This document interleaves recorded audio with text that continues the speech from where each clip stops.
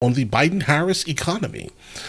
Well, listen, Biden, if you didn't want this to happen, you shouldn't have called it Bidenomics.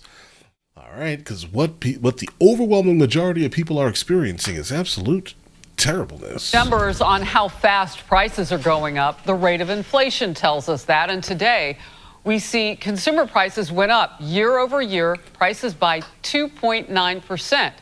Now, while that remains much higher than when Biden and Kamala Harris took office, this new number is the lowest we have seen in 3 years since March of 2021.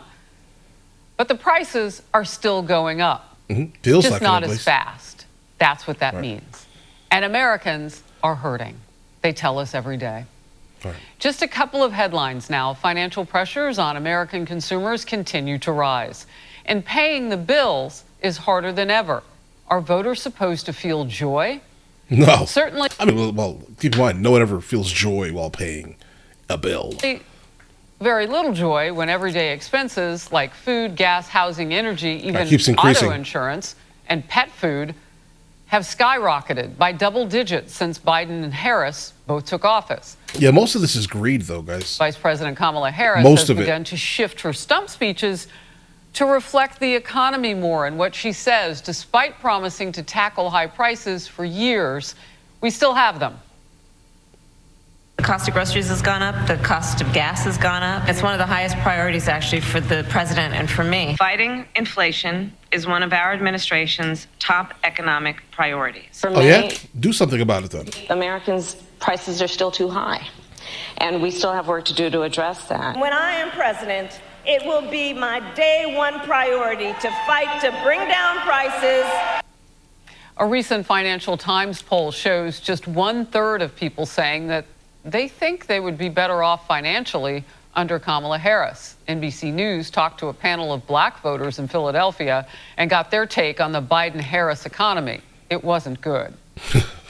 What do you care about most right now? Economics, education, reentry. What are they going to do for my people that lives in the communities where I am from? How can they go into a home and help? Nothing. They're going to use you for your votes. That family to save their children. We need the funding. We want the help. If a working class mom who works as a paralegal cannot buy a $2 bell pepper because it's now $5, imagine a mother living on food stamps. Right. Imagine a mother who's making minimum wage trying to feed children. They're killing us without killing us. It's either feed my child or how about feed my children and I don't. God bless her. Whoa. Steve Moore, economic advisor to former President Trump. Look, I want to make it very clear. The prices likely may not go back to what they were before this administration. And guys, the reason why that what she's saying is extremely true is because they can't. The federal government has printed so much fictitious money, guys, that under no circumstance can things get cheap again. Right? If anything, people just need to start making more money. But how exactly will that happen? I mean, I've had experts tell me that. I'd like to get your thoughts on it as well. So It's do valid. we have to adjust to a new normal that woman was just laying out if we don't do something drastic moving forward? Yes. That's the new normal. Yeah, Harris, it's interesting because if you look at what happened under Trump, black Americans had the biggest income gains of any president in history. Black Americans did very well. Also, the lowest unemployment rates and the lowest poverty rates ever for black Americans. And then you contrast that with what's happening today. And that focus group was very interesting. I mean, I hear the same thing when I talk to Hispanic parents, when I talk to black parents, and everybody's really been crushed by this inflation. And you raised a very good point earlier, Harris. You hit the nail right on the head. That yes, the rate of inflation is coming down, but everything's still getting more expensive. And so if you look at just the price of going to McDonald's, if you look at the price of buying meat and eggs at the grocery store, if you look at people's rent and mortgages, those are up in some cases by 25 and 30%. A new report just came out yesterday by the Federal Reserve Bank showing that Americans are having to go further into debt, Harris, because they cannot pay their bills. This is not a good economy. It's an economy that's really stressing out middle class and lower lower income people. One of the Well, guys, the middle class doesn't really exist anymore. That's been completely eroded, guys. things I brought up with former President Trump It's either recently you in have an it interview was the fact or that you counseling don't. credit organizations are seeing a hike, a tremendous hike, and people trying to figure out, well, can somebody help me how to make, figure out how to make my money pay more bills? What do I need to give up? That sort of thing. They need counseling because they're carrying so much debt. They're buying food, groceries with credit cards. So we know people are hurting, and now the people who help them are just overwhelmed with the level of need that's out there. I want to get to this. President Biden, with a rare public outing yesterday, answered this question about the new Democratic presidential nominee, Kamala Harris. Let's watch. How much more progressive is Vice President Harris than you as a candidate in the general? The issues we've worked on together have made great progress economically. No one calls what we did on infrastructure progressive. It's a good policy. So that's what it's like. That's not really an answer, but I'm glad someone at the very least can answer a question about her, because she refuses to basically answer any questions that are being asked of her.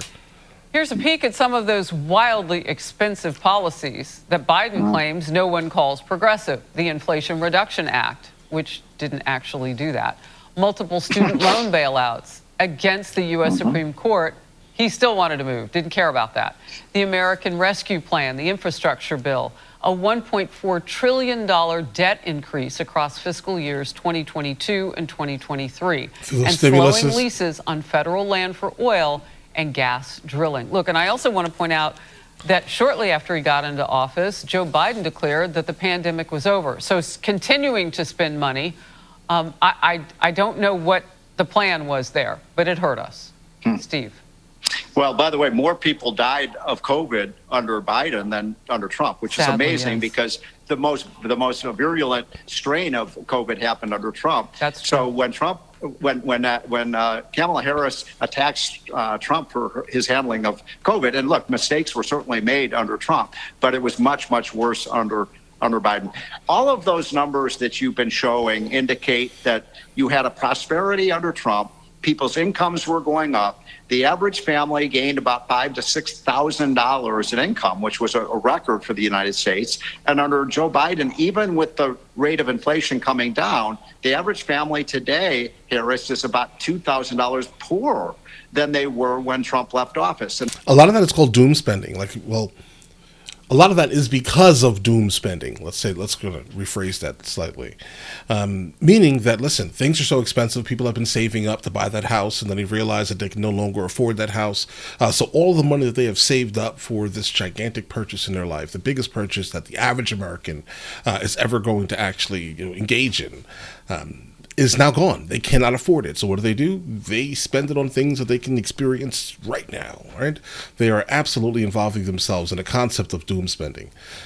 So that's the reason for the decline, guys. The economy is so bad that they're like, you know what? I give up. In other words, people haven't gained ground, they've lost ground. Now, Kamala Harris was in charge of two things as vice president. We all know that she was the czar for the border. That didn't work out so well. We had the worst border ever. And she also was one who was in charge of helping bring down inflation. That didn't work very well either. And I'll repeat one other thing, because I think most of your viewers know this, but she cast the tie-breaking vote in the United States Senate for those two multi-trillion-dollar spending bills. Yeah, I mean, Biden has often said that she's the last person in the room on all of the decisions that are important to Americans.